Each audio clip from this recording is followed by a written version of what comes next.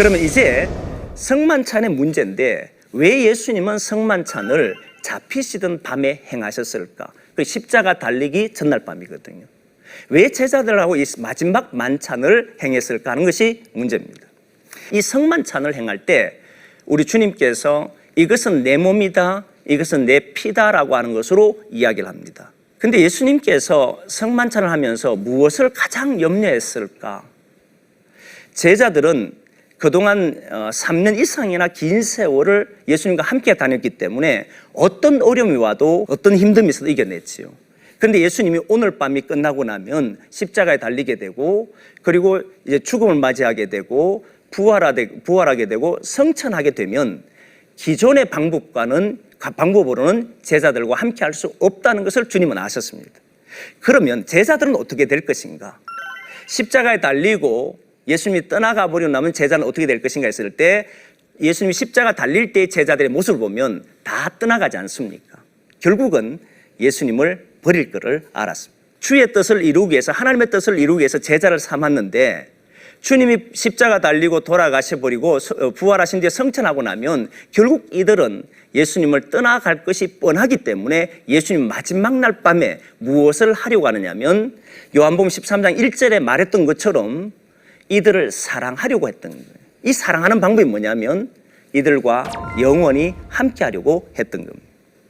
예수님이 하려고 했던 것이 뭐냐라고 했을 때 이 성만찬을 통해서 나는 너희들을 떠나지 않는다는 겁니다. 보네프 목사님이라는 분이 있는데 이 보네프 목사님은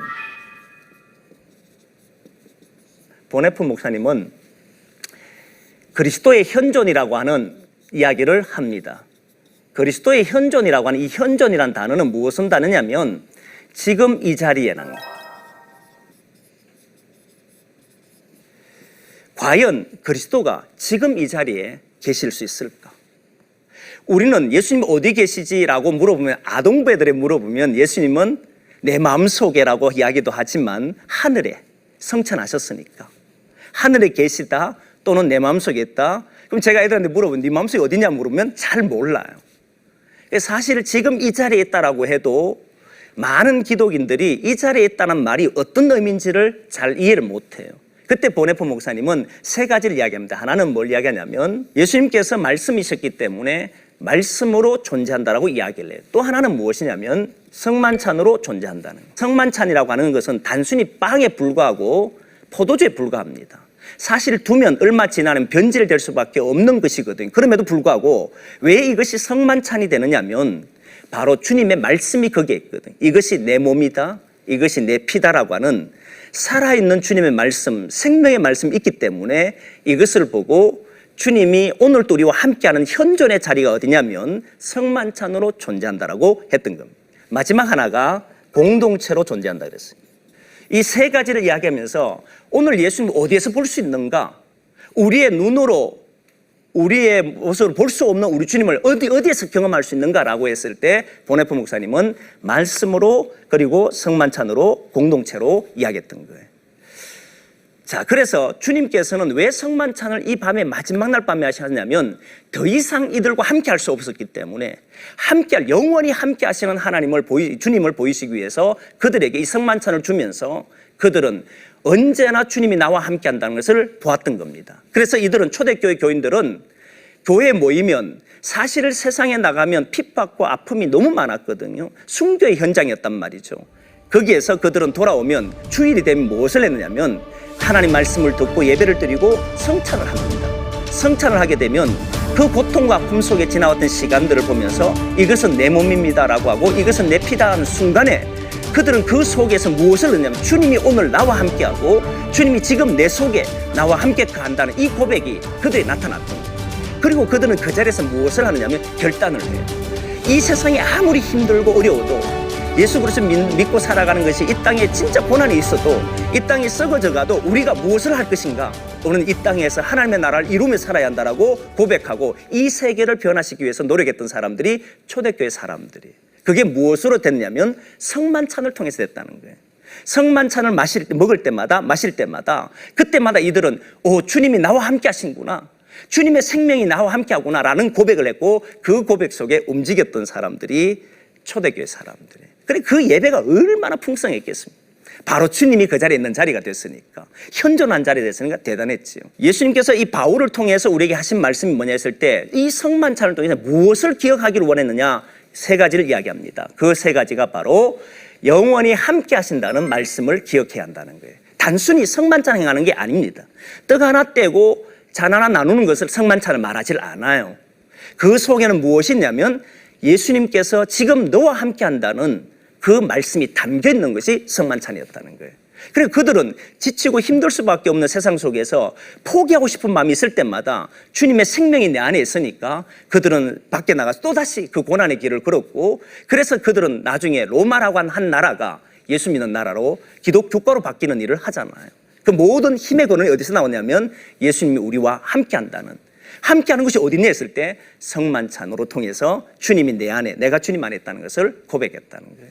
그리고 두 번째는 바로 성만찬은 주님 안에서 하나가 되는 자리임을 기억해라는 거예요. 무엇을 명심하냐 했을 때, 성만찬을 했을 때 그냥 떡 하나 먹고 포도주 한 잔 마시는 게 아니고 내가 지금 주님과 하나가 된다는 거예요. 주님은 나의 고통에 함께 하시고 나도 주님의 일에 동참하고 하는 이 일이 성만찬이라고 하는 작은 한 부분을 통해서 사실 크게 일어났던 일들이죠. 그러니까 사람들은 밖에 나가서 삶을 살았던 것이죠. 성만찬 하나가 얼마나 큰 위력이 있었는지를 그 초대교회는 확실히 나타냈던 거죠. 그런데 지금은 성만찬이 굉장히 위력이 사라져 버렸습니다. 그냥 빵 하나 먹고 그냥 포도주 한 잔 마시는 것으로 성만찬이 이루어지는데, 그게 아니라 지금 이것은 주님 안에 내가 들어가고 주님이 내 안에 와서 하나가 된다는, 주님과 나와 하나라는 거예요. 보통 일반적으로 신이라고 하는 것은 저 멀리 있는 것처럼 하고, 많은 기독인들도 기도하면 하나님은 저 하늘에서 들으시고 응답하시는 것으로 말했지만, 성경에 나오는 사람들은 그렇게 생각하지 않았었어요. 성경에 나오는 사람들은 지금 이 자리에서 주님은 나와 함께하고 나도 주님 안에 함께합니다는 고백이 성만찬을 통해 나왔기 때문에 그렇게 힘이 있었고, 순교 현장에서도 전혀 굴하지 않았던 이유가 바로 여기에 있었던 거죠. 그리고 성만찬, 마지막 성만찬 통해서 기억하라는 것은, 성만찬의 고백은 주님께서 다시 오실 때까지 한다는 겁니다. 왜 주님께서 다시 오실 때까지 기억하는 것이냐라고 하는 것인데, 사실 우리는 연약한 인간입니다. 어떤 경우에도 혼자 있으면 세상에 감당이 안 돼요. 세상에서 나가보면 수많은 어려움들, 지금 우리는 예수 믿는 것이 많이 편해졌지만 이 당시의 사람들은 순교, 목숨과 직결된 삶을 살았습니다. 근데 혼자 감당할 수는 없잖아요. 그래서 유명한 이야기 중에 하나가 있는데, 바울이 될 수 있었던 이유는 공동체가 있었기 때문이다. 바울의 말이 옳고 바울의 행동이 옳다라고 하는 같이 걸어주는 사람이 있었기 때문에 바울이 될 수 있었다라고 하는 말이 있습니다. 그러듯이 지금 이 공동체가 없고 이 성만찬이 없었다면, 주님께서 다시 오실 때가 이걸 기리지 않는다면 어떤 일이 벌어지냐면 혼자서 세상 속에 살아야 되는 거예요. 그것을 주님 오실 때가 하니까 견뎌낼 수가 없잖아요.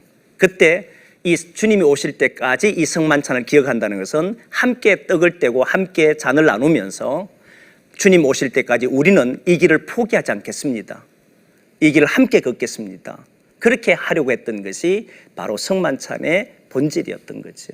그래서 초대교회 사람들은 이 성만찬을 통해서 우리는 한 형제라고, 주님과 나는 하나고 여러분들은 주님 안에서 한 지체라고 그렇게 고백하면서 다시 우리가 세상에 나가서 주님의 뜻을 이루며 살자고, 그 아무리 핍박이 있고 심지어 우리가 죽음의 위치에 있는다 할지라도 그 일을 감당하자라고 했던 그 고백이 일어났던 것이 바로 성만찬이고, 이것을 언제까지 기억하냐면 주님 올 때까지 포기하지 않고 가겠다는 그런 결단의 장이 바로 성만찬의 장이었고, 이것을 기억하라고 하는 말씀이었던 겁니다.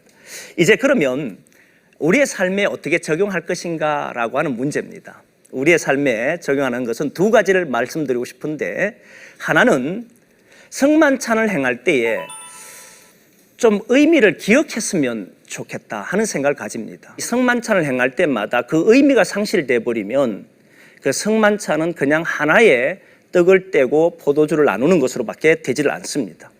성만찬을 뗄 때마다 이것은 주님이 내 안에 있고 내가 주님 안에 있고 우리 공동체가 하나라고 하는, 주님 안에 하나라는 이 사실을 분명히 알고 주님 올 때까지 우리 같이 걷겠노라고 하는 이런 어떤 생각을 가지고 성만찬에 참여하면 얼마나 좋을까 하는 생각을 가지고, 또 하나는 교회 공동체가 함께 걸음으로써 서로를 위로하고 격려하고 힘이 되어줘야 한다 했는데, 사실 교회가 모이면 예수님의 사랑을 나누고 예수님께서 우리에게 행하신 일들을 바라보고 함께 걸어가려고 해야 되는데, 지금 한국 교회 안에 보면 많은 분열이 있고 분쟁이 있잖아요.